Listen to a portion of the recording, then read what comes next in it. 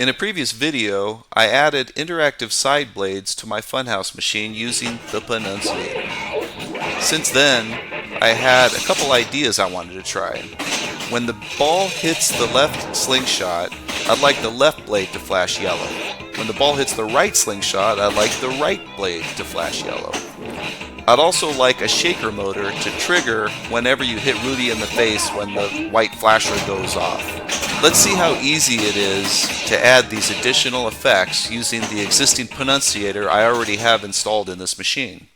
We are currently using port 1 to monitor the 3 inputs using light sensors on an I/O board. My plan is to add a cheaper common ground I/O board for the shaker motor and plug it into port 2. I will use a signal I/O board for 70 volt coils and plug that into port 3 to monitor the left and right slingshots. First, we need to connect wires to the coils that we need to use as inputs. Soldering the wires is ideal, but you can use alligator clips if you don't want to make it permanent. Positive goes to positive, negative goes to negative. Connect the other end of the wires to the 2mm JST connectors, or you can use the screw terminals. I'm plugging the slingshot coils into inputs 7 and 9. Now connect the I/O board to port 3 on the Pinnunciator with an RJ45 cable.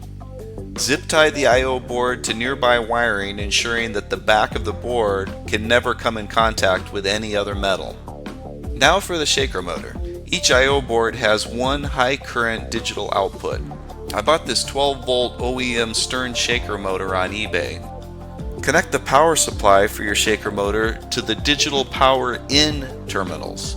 Although this shaker motor is 12 volt, you can connect any DC voltage to switch any device on or off, like a knocker or a flashing beacon.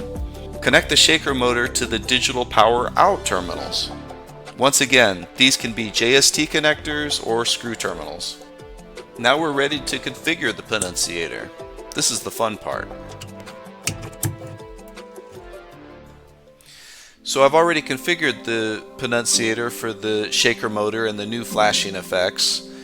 In the interest of time, I'm just going to show you the changes that I made. The first change was to change the total I/O boards connected to 3. That gave me 3 additional inputs. I renamed input 7 to left blade and input 9 to right blade. I also renamed digital output 2 to shaker motor, so I know that that is the shaker motor. I also added a new pattern called slingshot patterns. In the pattern, for pattern type, I selected single color for all segments because we want every segment in that LED strip to be the same color, and I selected yellow for that. Then I created 3 new rules. The first 2 rules are the left blade and right blade. The left blade is configured so that the on trigger will immediately start the effect. If you look in the on trigger configuration, I have left blade selected.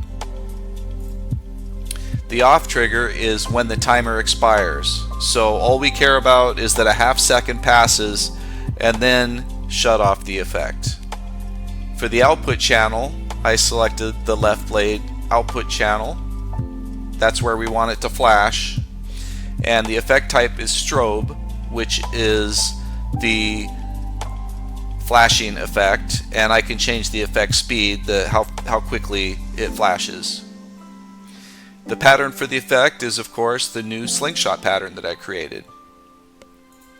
Now for the right blade, all I had to do was make a copy of the left blade and change the input to right blade and the output to right blade. Everything else is the same. For the shaker motor, it's very simple. We use the exact same type of trigger immediately when the Rudy hit white flasher goes off. How long do we want to trigger it?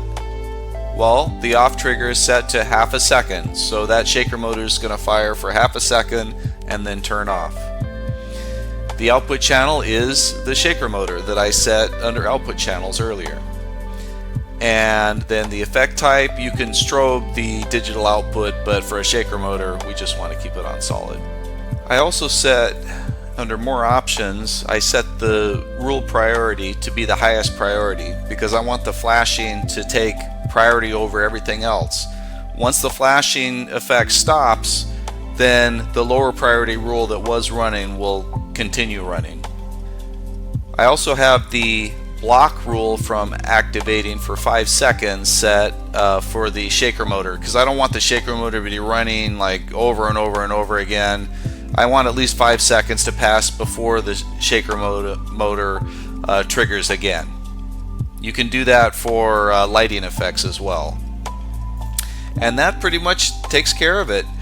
Now I just need to take this out to the pinball machine and test it out and maybe tweak a few configurations and see what I like the best, and we're done. Pretty easy.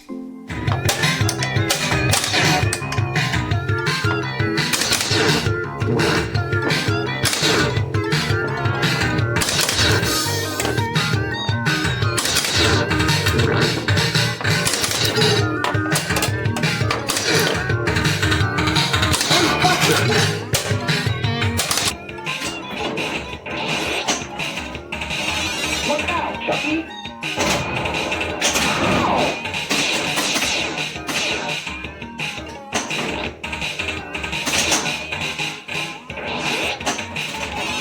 Here we come!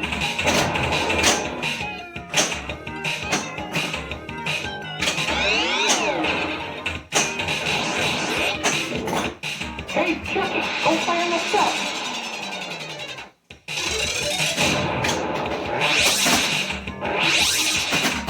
Go find the stuff, Chucky!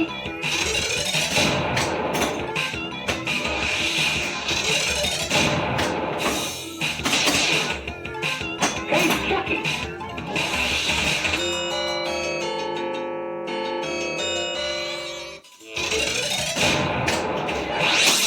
I'm not happy with you now.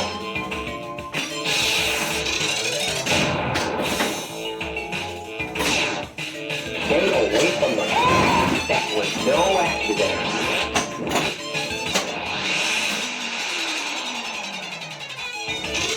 You're making me very unhappy.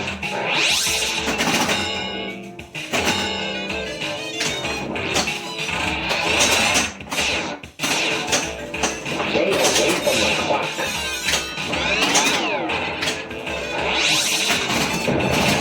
It's getting late.